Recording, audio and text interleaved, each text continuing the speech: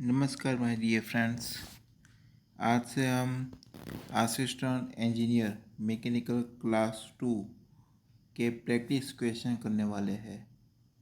अब से रोज़ 20 question practice के लिए मैं आज वीडियो बनाऊंगा। हर रोज़ रात को ये वीडियो अपलोड मैं कर दूंगा। आप हर रोज़ 20 क्वेश्चन 5 या 10 मिनट्स में आप कंप्लीट कर सकते हो।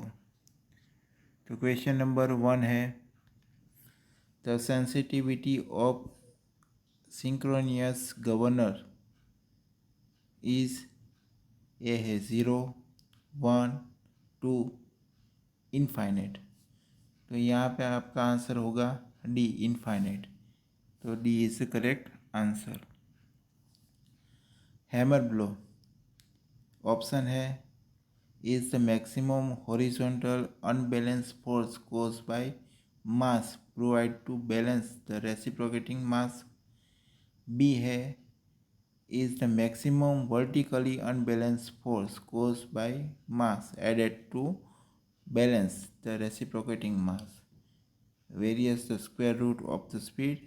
and D है varies inversely with the square of speed। Hammer blow है वो मैक्सिमम वर्टिकली अनबैलेंस फोर्स होता है, उसमें ही हैमर ब्लो होता है। तो हमारा करेक्ट आंसर होगा B. B is the correct answer. In a 4 bar kinematic chain the relation between number of links and number of pairs is. Option है L is equal to 2J+4। फिर option number B है L is equal to 2J-4, 4J-2 and 4J+2। तो इसका answer आएगा L is equal to 2J-4। तो correct answer होगा B. B is the correct answer. In cycloidal profile gear the pressure angle, और उसमें जो pressure angle होता है साइक्लोडियल प्रोफाइल गियर में वो कांस्टेंट होता है। तो हमारा आंसर होगा C. C is the correct answer. The fulcrum pin of the lever is design on base of.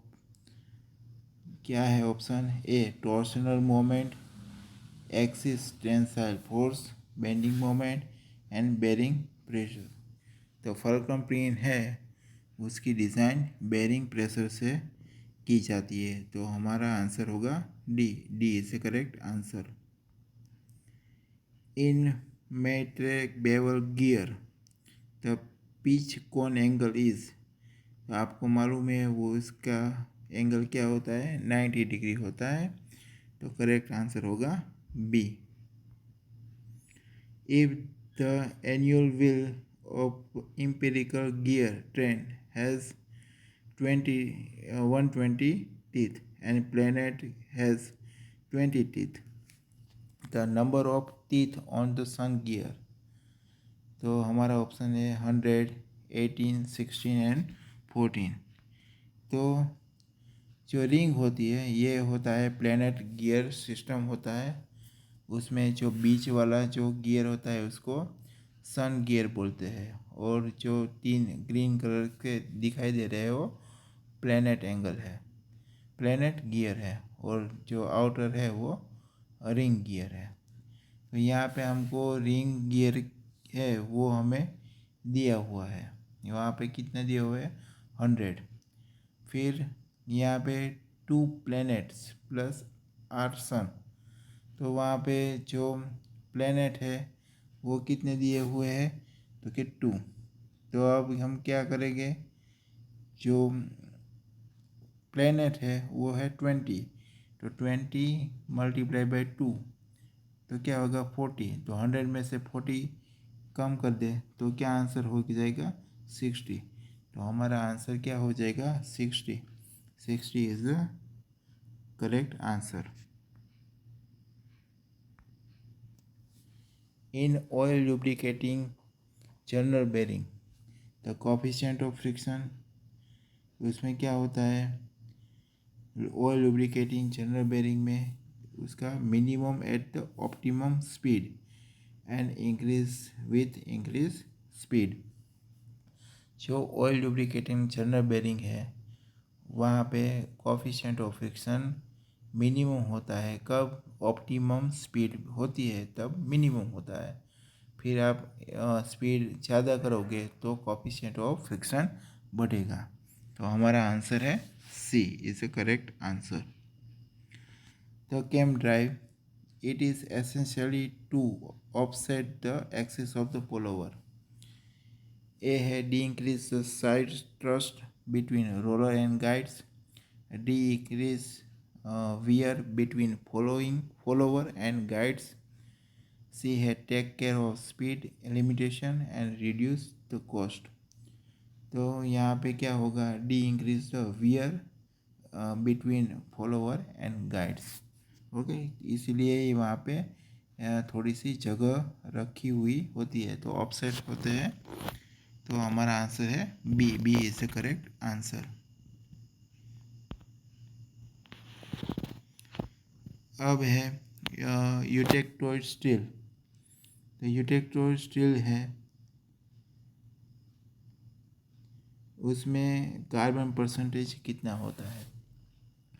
तो यूटेक्टोइड स्टील आपको मालूम है 0.8 पे ही यूटेक्टोइड रिएक्शन होता है।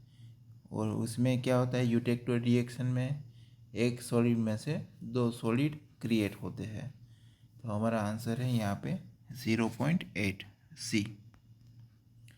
Which of the following elements result in presence of free graphite in cast iron?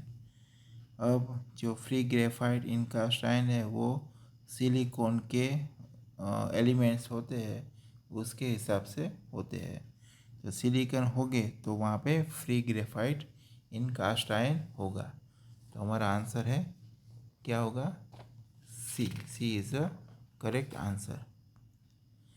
फिर है a tail stock of the length with weight है 120 kg and coefficient of friction है एज इट स्लाइड 0.12 12 है।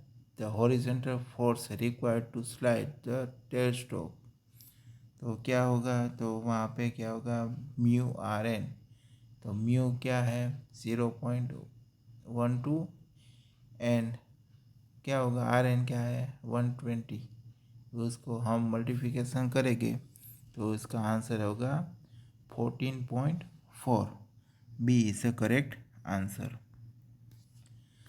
फिर है non consumable electrode. आपको सबको ही मालूम है कौन से होता है? टिग वेल्डिंग में। तो TIG is the correct answer. The commonly used flame in gas welding. Gas welding में कॉमनली न्यूट्रल फ्लेम है वो यूज़ की जाती है। तो करेक्ट आंसर होगा C. In powder metallurgy the process of heating cold press metal powder is known as.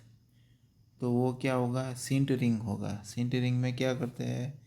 जो powder form में जो मेटल होती है उसको प्रेस करके हीट देते हैं तो उसमें मोल्डिंग हो सके, इसीलिए तो उसको बोलते हैं सिंटरिंग। तो ए is the correct answer. In the blanking operation the clearance provide is. तो ब्लैंकिंग ऑपरेशन में जो क्लियरेंस होता है वो पंच में होता है। तो C is the correct answer.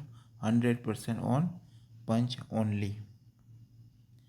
In cold chamber method die casting. जो कोल्ड चैम्बर डाई कास्टिंग होते हैं वो हाई मेल्टिंग पॉइंट वाले जो मेटल होते हैं उसके लिए कास्टिंग के लिए होता है। तो हमारा क्या आंसर होगा? B. B is the correct answer. In arc welding operation the selected current value depend on. जो आर्क वेल्डिंग होते हैं वहाँ पे करंट वैल्यू किसके डिपेंड होता है? Size of the electrode. तो हमारा आंसर होगा A. A is the correct answer, size of the electrode. Large size bolt, large size bolt heads are made of.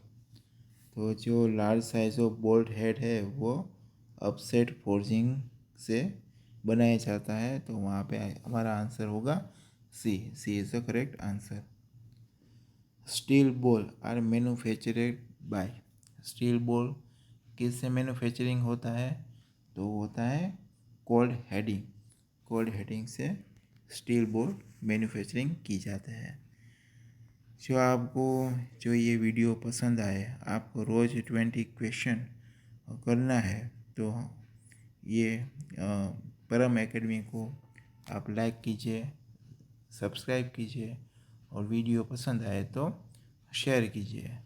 आप टेलीग्राम पर परम एकेडमी भावनगर BVN लिख के आप सर्च कर सकते हो। तो थैंक यू सो मच।